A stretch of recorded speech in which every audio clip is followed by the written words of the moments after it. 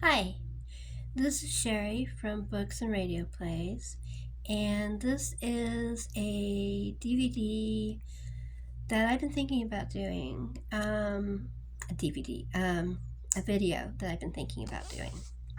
And, sorry, I had to scratch my nose, so my whole body is moving as I'm scratching my nose.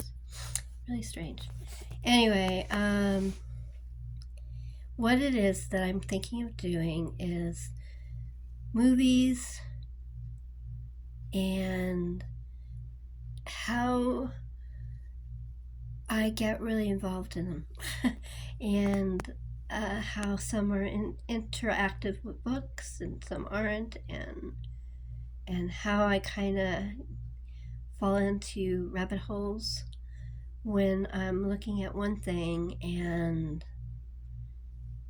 it doesn't sound as interesting as I hope. But anyway, what I'm going to do is I'm going to talk about different selections of films that I've seen recently. So the first one up is my tribute to Robert Redford, who just passed away, which is a normal thing I do. I usually watch a tribute to an actor, or I read a book of a writer, or I look at the art of an artist, whatever the talent is. And so here's three of the movies I watched, and they're classic Robert Redford movies: Butch, Cassidy, and Sundance Kid, which was this big breakthrough from regular actor to superstar. The Sting, which was the only movie that he got nominated for as an actor, which I do think is a shame because he was a hell of an actor. And Barefoot in the Park, which was his first movie that was a big hit. And he was also in the Broadway play of it. And loved all of them. I also, somewhere in my room, have The Great Gatsby with him and Mia Farrow, but I don't know where it is. I hurt my back, and because of that, I've been really lazy, and I have a lot of books and DVDs and stuff like that to put away. But right now I have piles of them because I just haven't been able to put them away. And I just watched it, and now I cannot find it. I've looked everywhere for it. I just watched it.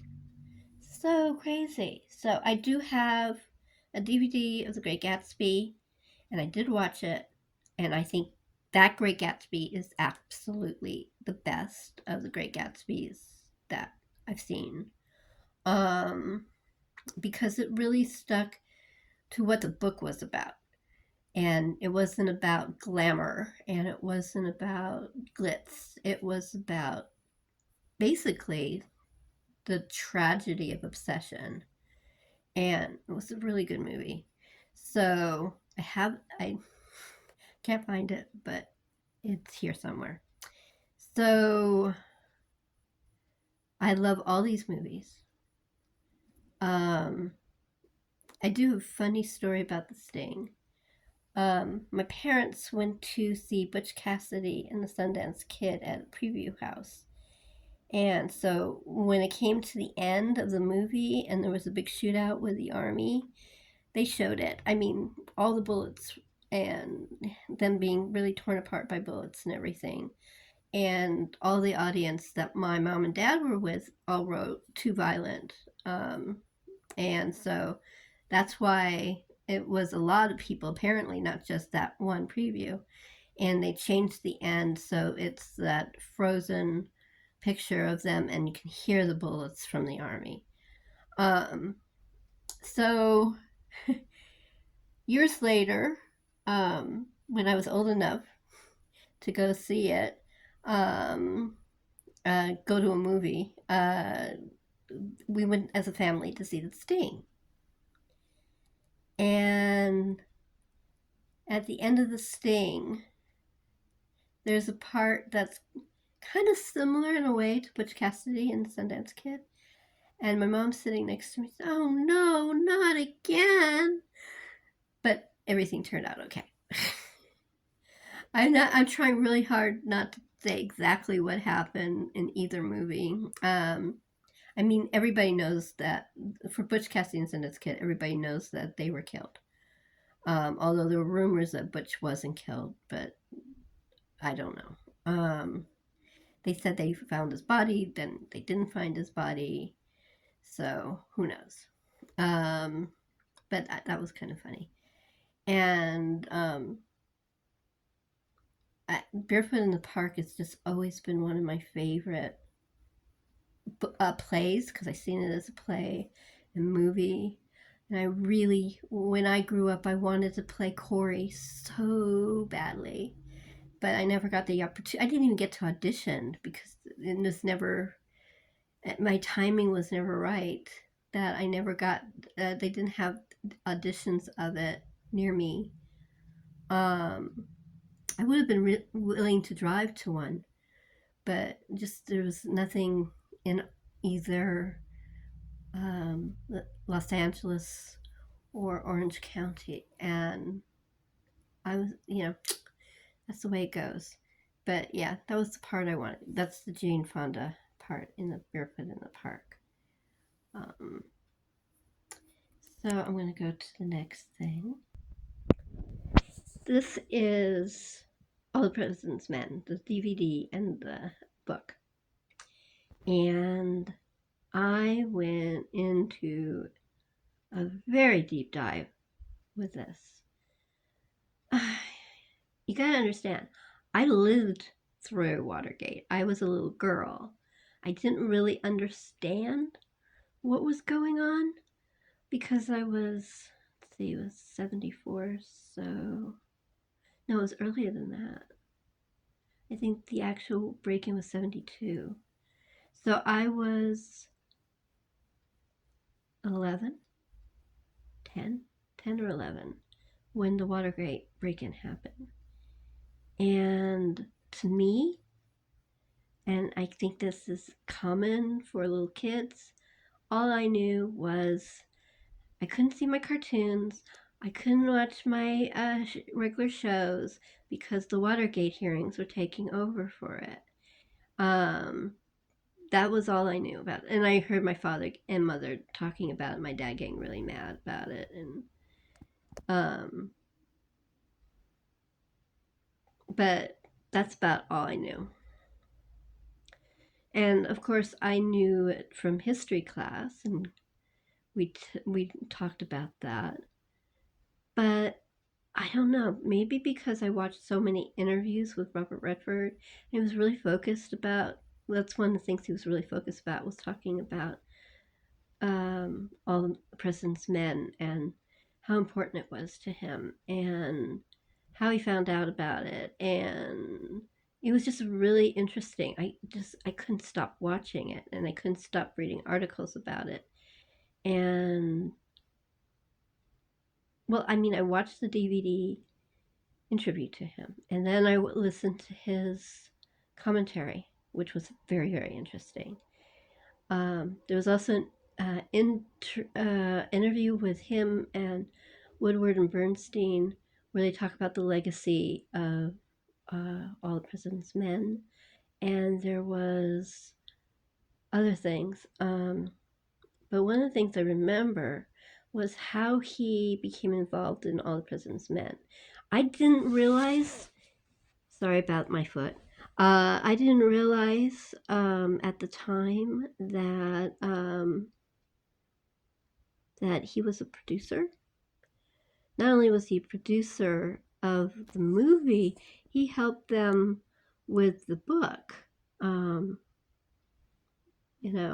not writing or anything, just giving advice about the tone and things like that. So yeah, the way he got involved is really interesting. He did a movie called The Candidate.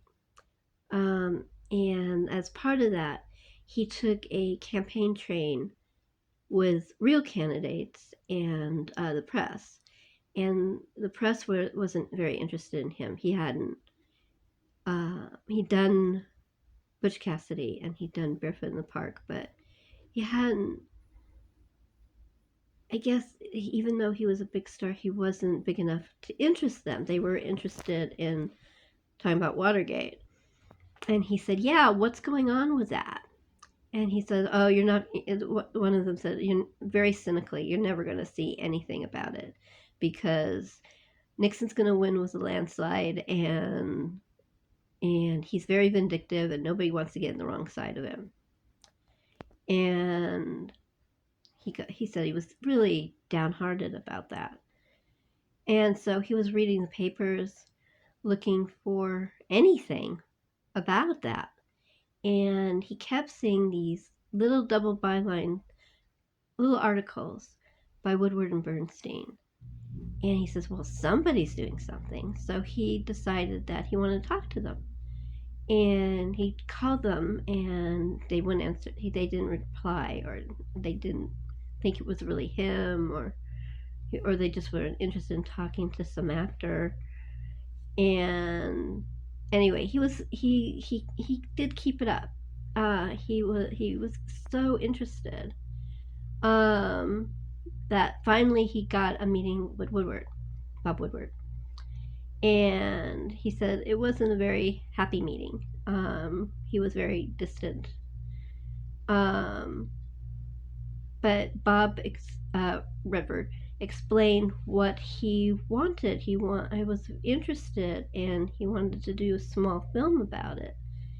And his idea was a black and white film just following the two of them doing reporter stuff, all the research and phone calling and going to different homes and places to interview people and things like that.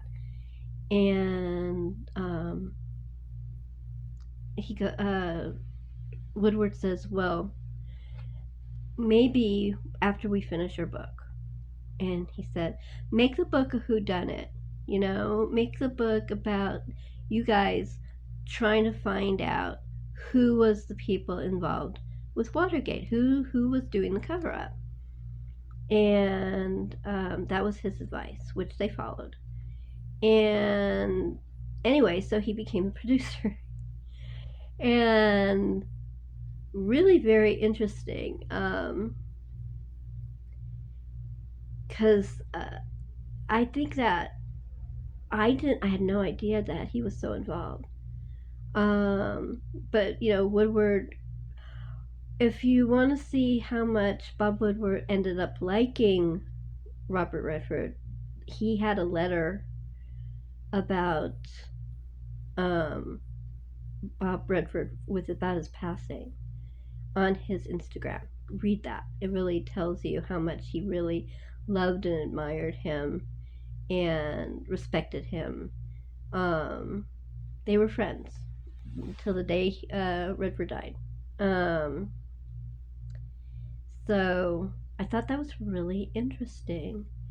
The book's really good, obviously. I don't know how many millions of copies this sold. The movie, of course, was blockbuster Oscar winner. Not for Redford, but the filmed one.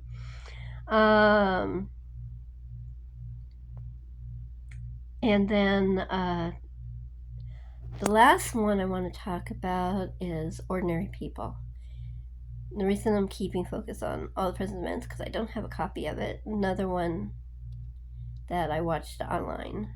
I had avoided Ordinary People forever because I grew up watching Mary Tyler Moore, loved her, didn't want to see her playing a mean person, just didn't want to see it.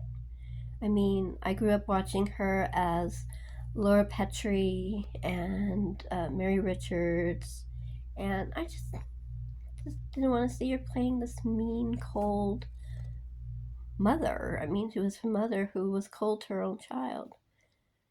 But after Robert Redford died, I watched a lot of film clips about it, and he did win his first Oscar, which was a directorial Oscar for Ordinary People.